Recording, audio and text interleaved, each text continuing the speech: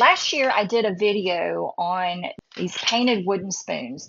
They sell like absolute hotcakes at art and craft shows. They sell like mad. I've made these for a couple of years, but I haven't really perfected the jig yet. I've made a couple of things that help hold the spoons while I'm able to paint and then resin them, but I haven't really perfected that yet. One of my Facebook group members posted a jig that her husband made.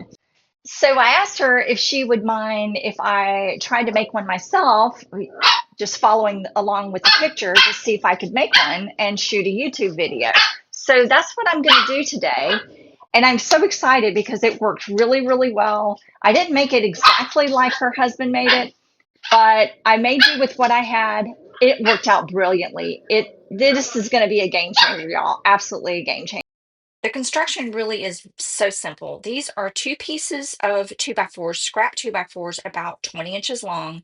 And then this is just rubber shelf liner that I'm cutting to length. And this is what protects the spoons when I clamp the two pieces of wood together.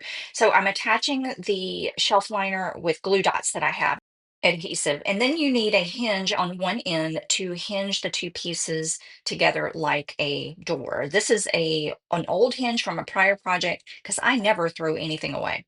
Just use a spoon as a spacer between the two 2x4s when you attach the hinge and it won't be so tight.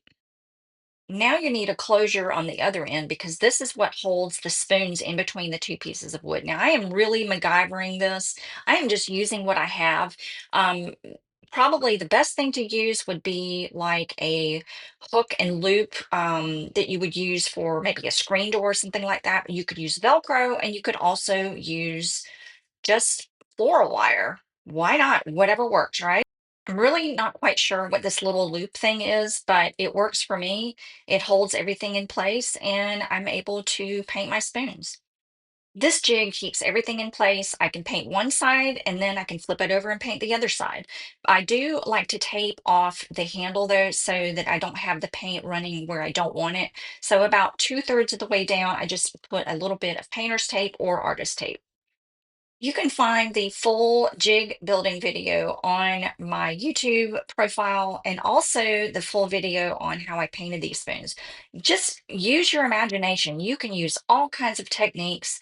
These are really, really hot sellers at art and craft shows. I cannot keep these in stock. They're beachy, they're fun, and I sell them for about $10 and they fly off the shelves. So give it a try and have a crafty day, friends.